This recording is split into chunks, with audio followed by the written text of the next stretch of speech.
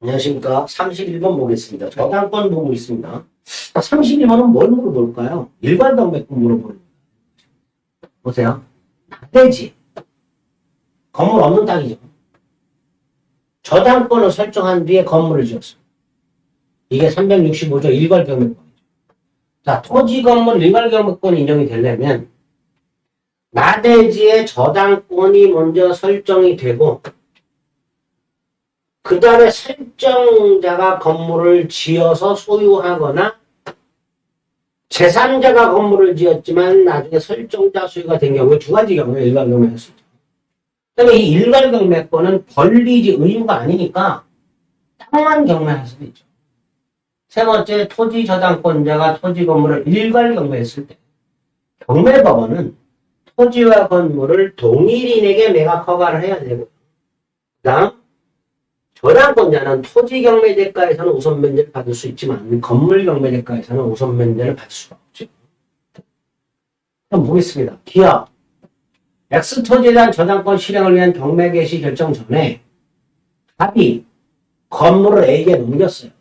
그럼 이 건물은 설정자 갑 소유가 아니잖아요. 그럼 일괄경매 안 되지. 이 의뢰 저당권이 실행이 돼요. B가 X토지를 매수하고 대금을 했습니다. 법정사건 인정돼요? 안 돼요? 안 되잖아요. 법정사건 인정이 되려면 저당권 설정 당시 건물이 있고 소유자가 동일해야 되는데 건물 없는 나대지에 저당권이 먼저 설정이 되고 건물이 지어졌으니 일괄 법정사건 인정 안 되죠. 법정사건 인정 안 되면 철거가 돼야 되니까 일괄경매권 인정해 주는 거예요. 이건 저당권 설정 뒤 X토지에 대한 경매가 실행돼서 그 토지를 취득하는 경우에 법정사건 취득하지 못하죠. 왜? 법정사건, 관습법상 법정사건이 취득이 되려면 토지와 건물의 소유가 동일했다가 달라져야 되는데 언제 동일했냐? 저당권이 설정이 되어 있는 경우 저당권 설정 당시 동일해야 돼요. 그런데 31번 저당권 설정 당시 건물 자체가 없었잖아요. 그러니까 관습법상 법정사건은 인정되지 않습니다. 리얼 저당권 설정 뒤 D가 땅을 매수 취득. 자, 이 D는 뭘까요? 제3취득자. 제3취득자. 그 제3취득자가 비용을 지출했네요. 그럼 얘는 그 경매대가로부터 우선 상환받을 수가 있다죠. 제3취득자. 이걸 틀린 경매입니다. 일괄경매하고 제3취득자. 최근에 자주 나오는 출제되는 부분입니다. 저당권에서 자주 출제되는 부분, 최근에 목적물 범위와 관련된 거, 부합물, 종물, 과실, 물상대와 관련해서 협의 취득 보상, 그 다음에 제3취득자, 보호, 그리고 일괄경매 세 부분에서 저당권 문제 또는 지금 아주 자주 나오고 있습니다. 32번 갑은 그 소유 나대지에 을명이 저당권을 설정하고 병의 건물을 신축하기 위해서 땅을 빌려갖고 건물을 완성한 후 건물에 저당권이 설정된다. 조금 복잡한 거 같죠? 머릿속으로 빨리 그림을 그리는 거예요. 갑은 그 소유 나대지, X토지입니다. 갑 소유예요. 을명의 저당권이 설정이 됩니다. 첫 번째예요. 그 상태에서 병이 땅을 빌려가지고 병이 임대차 건물을 지었습니다. 그리고 그 건물의 정의 저당권이 설정이 된 겁니다. 건물에. 자, 을은 토지 저당권자고요. 정은 건물 저당권자입니다. 그리고 이 건물은 토지 임차인 병소유죠. 그죠? 토지 임차인 병소유입니다. 이 병은 건물을 소유하면서 토지의 임차권을 갖고 있으니까 요 저당권에서는 건물 저당권의 효력은 임차권에도 미친다. 뭐 이런 것들이 증언으로 나올 수도 있겠죠. 1번 을은 채권과 불에서 저당권 양도할 수 없고요. 2번 일괄경매 안 되죠. 토지와 건물의 소유가 다르죠. 건물이 설정자 갑소유여야 됩니다. 갑이 지어서 갑이 소유하고 있던 병이 지었지만 갑에게 소유권을 옮겼던 어쨌든 갑소유여야 됩니다. 일괄경매 안 되죠. 요 경우는 3번 정의 Y 건물에 대한 저당권 실행 무가 건물을 경락받아요. 그럼 이 무는 건물 소유권뿐만 아니라 뭐도 취득해요? 임차권도 취득해요. 3번. 4번. 정의 Y에 대한 저당권 실행됩니다. 건물만 경매는 거죠. 땅은 경매 안 된 거죠. 따라서 의뢰 저당권 소멸하지 않지요. 당연히 소멸하지 않습니다. 5번. 갑이 땅을 팔아요. 그럼 이 토지 매매 대금에 대하여 토지 저당권자 을이 물상대위 할 수 있어요? 없어요? 안 되죠. 물상대위는 목적물이 멸실, 훼손, 공용징수되었을 때 내가 매매 대금 물상대위 할 수 없습니다. 조금 복잡한 것 같아도요. 우리가 익히 봐왔던 것들이 지문으로 다 출제가 되는 겁니다. 33번 갑은 을소유 땅의 저당권을 취득했습니다. X 토지에 Y 건물이 존재하고 있습니다. 갑이 X 토지와 Y 건물을 일괄 경매할 수 있는 경우 언제예요? 저당권, 갑이 토지의 저당권 취득한 후, 갑이 신축하여 갑이 소유하고 있거나 제3자가 취득했다면 갑 소유가 된 경우, 이때 일괄 경매할 수 있죠. 그런데 이 기업, 갑이 저당권 취득 전 이미 건물이 있으니까 일괄 경매 안 되죠. 니은 갑 저당권 취득 후 을이 축조 소유 안 되죠. 취득 후 을이 축조했지만 갑 소유 이럴 때 되죠. 이건 갑이 저당권 취득 후 병이 건물을 지었는데 그 건물 소유권이 누구에게 먹었어요? 을에게. 이거요. 니은도 되는구나. 설정자가 을이잖아요. 을이 지어서 을이 소유하고 있어요. 되죠. 큰일 날 뻔했네. 을이 설정자네요. 네, 제가 처음부터 설명을 잘못했네요. 갑이 저당권자고요. 을이 설정자잖아요. 갑이 저당권을 취득한 후 을이 지었고 을이 소유한 경우하고요. 제3자가 지었지만 을이 소유하게 된 경우 두 가지가 일반적이에요. 그러니까 니은 갑이 저당권 취득 후 을이 지었고 을이 소유. 갑이 저당권 취득 후 병이 지었지만 을이 소유. 두 가지가 일괄 경매할 수 있는 경우가 되겠죠. 니은 디귿이 답일 겁니다. 34번 저당권 소멸 원인. 가장 기본이 뭐예요? 채권 소멸. 그죠? 목적물 멸실. 이건 물권의 공통된 소멸 원인이죠. 다만, 이건 예외가 있죠. 목적물이 멸실되더라도 가치 변형물이 남는다면 저당권을 소멸하지 않고 그 가치 변형물이 그대로 존속하니까 목적물이 멸실된다 하더라도 무조건 소멸하는 건 아니죠. 일단 소멸 사유에는 해당이 되죠. 소멸 원인에는 해당이 되죠. 예외적으로 소멸하지 않는 경우도 있다. 이번 채권이 소멸하면 저당권 소멸한다고 했고 3번 목적물이 경매됐으니 저당권은 깡그리 소멸하고 4번 지상권을 목적으로 제3자에게 저당권이 설정됐습니다. 자, 값은 지상권자가 지상권을 목적으로 저당권을 설정한 상태에서 이 지상권자가 토지 소유자가 됩니다. 원래대로라면 지상권을 혼동으로 소멸해야 되지만 혼동으로 소멸해야 되는 지상권이 제3자 권리 목적이니까 지상권 소멸하지 않겠죠? 저당권도 소멸하지 않을 겁니다. 그러니까 4번 이게 답이 되겠죠.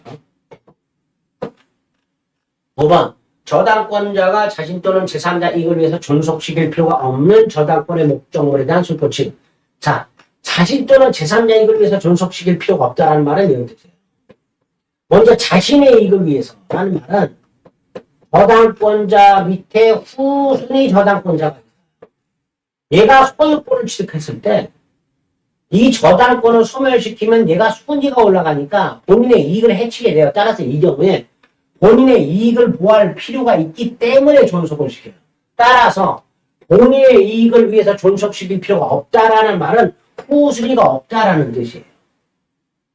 그 다음에 제3자 이익은 이 저당권이 제3자 권리의 목적이에요. 그런데 저당권이 질권의 목적이에요. 이때 소유권을 취득한 경우 저당권을 소멸시키면 질권도 소멸하니까 제3자 이익을 해치해야 된다는 거예요. 따라서 이 경우 소멸 안 하는 거예요. 결과적으로 제3자 이익을 위하여 존속시킬 필요가 없다라는 말은 소멸하는 권리가 제3자 권리의 목적이 아니다라는 거예요. 따라서 이 경우는 소멸해야 되겠죠. 제3자 권리의 목적도 아니고 후순위 권리도 존재하지 않으니까 소멸하겠죠. 35번 갑은 의뢰돼야 할 3억 원의 채권을 담보하기 위하여 자, 갑이 이렇게 3억 원 채권을 갖고 있어요. 을소 X토지와 Y 건물에 1번 공동저당권을 취득하고 경은 X토지에 2번 저당권을 경은 Y 건물에 2번 저당권을 취득한 상태에서 모두 경매가 돼서 동시에 배당이 됩니다. 자, 이거 35번은 공동저당권 배당액 문제인데 자, 공동저당권 배당액을 구하는 문제가 이렇게 나오면 첫째, 전부가 채무자 소유인지 확인하시고요. 두 번째, 동시배당하는 경우를 확인하세요. 딱 요 두 가지 경우를 충족시킬 때 요럴 때만 계산하시고요. 나머지는 그냥 찍으세요.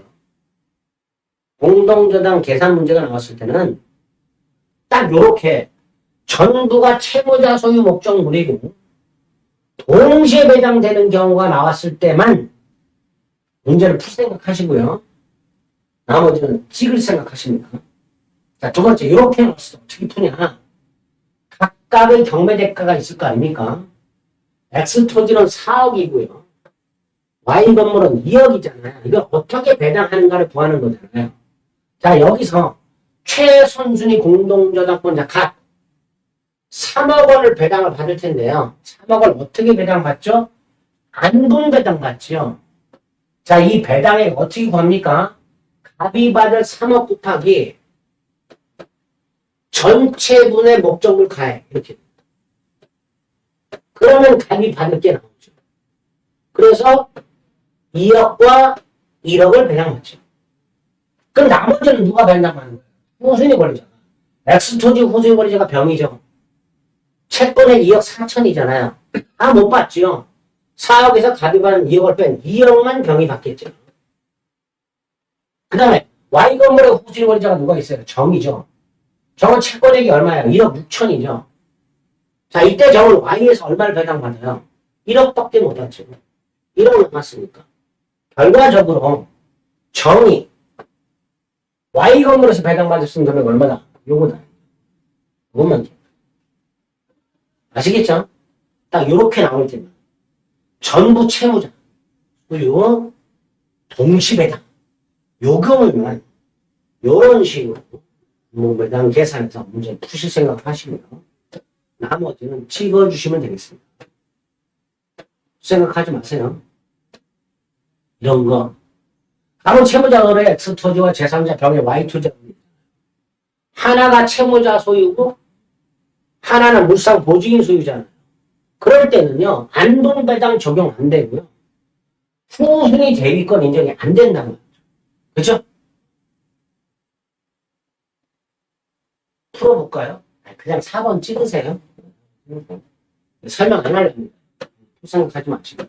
이것도 마찬가지. 풀지 마세요. 을소, 이건 보세요. 가부들에게 1억 원을 제쳐놓고 을소유 X토지, Y토지가 전부 채무자 소유잖아요. 근데 이 37번은요, 잘 보시면 채권 최고액이라고 되어 있어요. 그럼 근저당권자잖아요. 근저당권자는, 근저당권자는 그냥 근저당이든 공동저당이든 동시배당하든 이시배당하든 경매대가부터 최대로 받을 수 있는 게 이거예요. 그럼 보세요. 갑은 병이 신청을 X토지 경매 절차에서 8천을 우선 변제 받아요. 자, 우선 변제 한도가 1억 8천, 1억 2천입니다.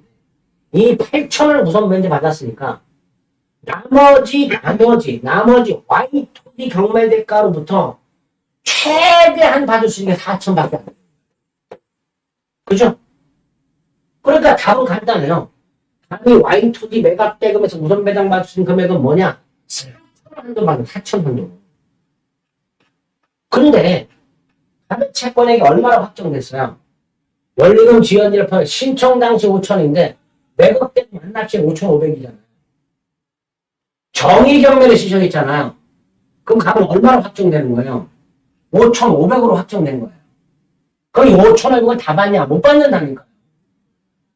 최우선 변제 한도가 1억 2천이잖아요. 우선 변제 한도가. 8천 이미 받았잖아요. 그럼 4천까지만 우선 변제 받는 거예요. 이게 한도입니다. 그러니까 37번은 복잡한 것 같아도요. 읽다가 어쩌고저쩌고 채권 최고액이 딱 나오는 순간 공동근저당권자가 우선 변제받는 한도가 1억 2천이구나. 그때 이미 8천을 받았구나. 그럼 나머지 예산은 최대 4천까지만 받을 수 있구나. 그걸 한도로 받을 수 있고 이렇게 간단하게 문제를 푸실 수 있습니다. 38번 근저당권 계속적 거래기간을 통하여 발생하는 장래 불특정 채권을 결산기 일정액 채권 최고액을 한도로 우선 변제받는 권리가 근저당권이고요. 근저당권은 중요한 게 두 개죠. 하나가 언제 채권이 확정되는가의 문제하고 또 하나가 확정된 채권이 최고액을 초과할 때 채무자는 전부 갚아라, 제3층자나 물상모지 이는 최고액까지만 갚아라. 이런 것들이 근저당권에서 아주 중요하죠. 1번 최고액의 뜻이 뭐죠? 우선 변제한 거죠. 그죠? 채권 최고액은 목적물로부터 우선 변제 한도를 의미할 뿐 채무자가 갚아야 할 변제 책임의 한도라고 볼 수는 없죠. 그래서 확정된 채권액이 최고액을 초과할 때 채무자는 갚아야 돼. 그렇게 되겠죠? 어쨌든 최고의 개념은 우선 변제 한도. 2번 채권 채무액이 최고액을 초과할 때 채무자는 다 갚아야 되지만 재산 취득자나 물상보증인은 최고액까지만 변제하면 근저당의 말소를 청구할 수가 있다죠. 그러니까 2번 틀렸죠. 3번 근저당권의 피담보 채권이 확정이 됐어요. 확정되면요. 채권이 더 이상 증감 변동하지 않잖아요. 그러니까 확정 이후 새로운 계약을 통해 발생한 채권은 당연히 담보되지 않죠. 다만 채권은 이미 확정 전에 발생을 했고요. 그 채권에 대한 이자가 확정 이후에 발생하는 거예요. 요거는 최고액의 범위 내라면 우선 변제받을 수 있게 됩니다. 4. 근저당권자가 경매를 신청하는 경우와 후순위 권리자가 경매를 신청하는 경우를 나눠서 근저당권자가 경매를 신청하면 신청 시 확정이 됩니다. 후순위 권리자가 경매를 신청하면요. 경납 때도 완납한 때 채권이 확정이 됩니다. 근저당권자의 채권이 언제 확정되는가와 관해서 이 두 가지는 반드시 기억을 해두셔야 됩니다. 근저당권자가 경매를 신청했을 때는 신청 시, 후순위 권리자가 경매를 신청했을 때는 경납 때는 완납한 때가 됩니다. 꼭 기억하셔야 됩니다. 39번 피담보 채무 확정 전에 채무자 변경할 수 없는가? 얼마 바꿀 수 있죠. 갑이 을로부터 3개월간 외상으로 물건을 공급받기로 계약을 했습니다. 갑이 채무자가 되겠죠. 자, 중간에 병이 공급받는 걸로 바꿀 수 있느냐? 얼마든지 바꿀 수 있습니다. 채무 바꿀 수 있고요. 채무자 바꿀 수 있고요. 기본계약 바꿀 수 있고 다 바꿀 수 있는데 다만 채무나 채무자를 바꿨을 때는 변경 전 채무는 담보되지 않고요. 변경 이후 채무만 담보된다는 거. 변경 이전 채무는 최고액으로 담보되지 않고 이후 것만 담보된다는 거 기억하시면 됩니다. 자, 2번 저당권의 경우에는요. 지연배상은 1년분에 한해서만 우선변제 받을 수 있다 그랬지만 근저당권은 1년분을 초과하더라도 최고액 한도 내라면 우선변제 받을 수 있습니다. 그래서 은행 같은 경우에 채권액이 확정돼 있지만 보통 저당권이 아니라 근저당권을 설정하는 거예요. 요 연체이자 때문에. 3번 근저당권이 성립하려면요. 당연히 근저당권 설정 행위 플러스 등기 외에 채권을 발생시키는 법률행위 계속적 거래 계약이 있어야 되죠. 누구 말하는 거예요? 계속적 거래. 강자 대월 계약이라든가 이런 거 필요해요. 자, 4번 남았네요. 후순위 근저당권자가 경매를 신청했습니다.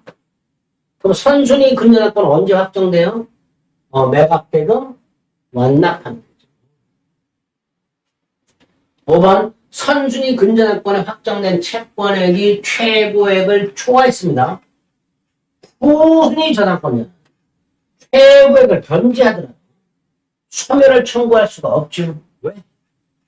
최고액만을 변제하고 소멸 청구할 수 있는 사람이 둘이죠. 재산 취득자와 물상 보증인. 후순위 저당권자는 재산 취득자도 아니고 물상 보증인도 아니에요. 따라서 설령 최고액까지 변제하더라도 말소를 청구할 수는 없습니다. 최고액까지만 변제하고 말소 청구할 수 있는 사람 둘, 재산 취득자, 물상 보증인. 이렇게 기억하시면 되겠습니다. 40번 채무자 아닌 제3자도 설정자가 될 수 있는가? 누굴 말하는 거예요? 물상 보증인 말하는 거예요. 얼마든지 할 수 있죠. 이번 채권자가 아닌 제3자명의 등기. 자, 계속 나왔어요.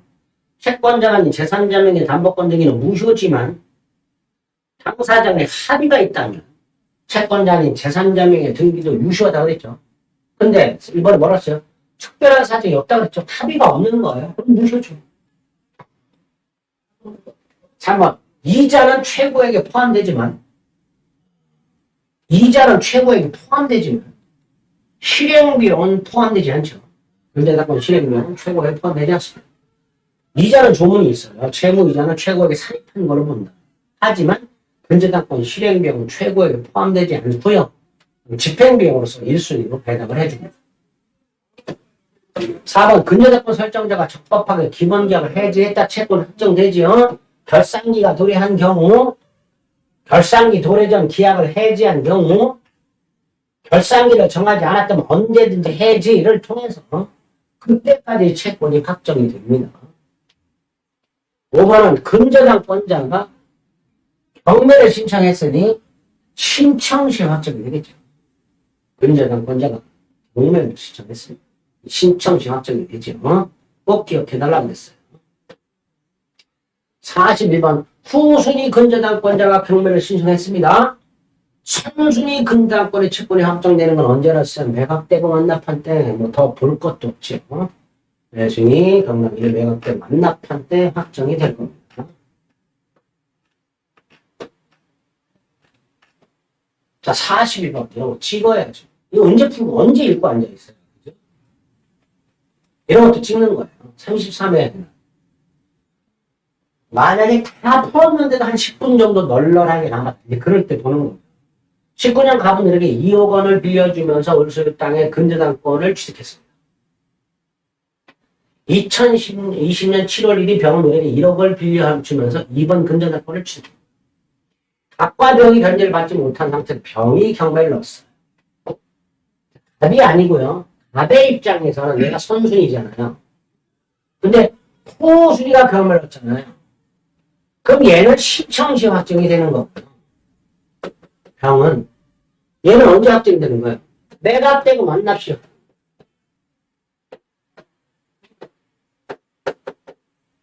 자, 기업 2022년 6월 1일 갑의 근저당권의 채권은 확정되지 않는다. 않지요.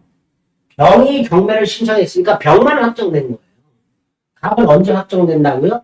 이 경매 절차가 진행이 돼서 경락인이 매각되고 완납한 테 확정이 되니까 단순히 병이 경매를 신청한 6월 1일 갑은 확정되지 않습니다.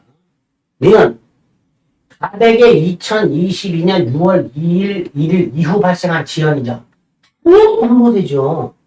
아직 갑은 확정 전이잖아요. 최고액의 범위 내라면 당연히 담보돼야죠. 그죠? 아직 확정도 안 돼. 지금 갑이 한 번도 이자를 받은 바 없고 엑스토지가 3억 원의 경매가 되었어요. 갑은 경매 대가에서 3억 원을 변제받는가? 아니지요. 갑의 채권 최고액이 얼마예요? 2억 5천이잖아요.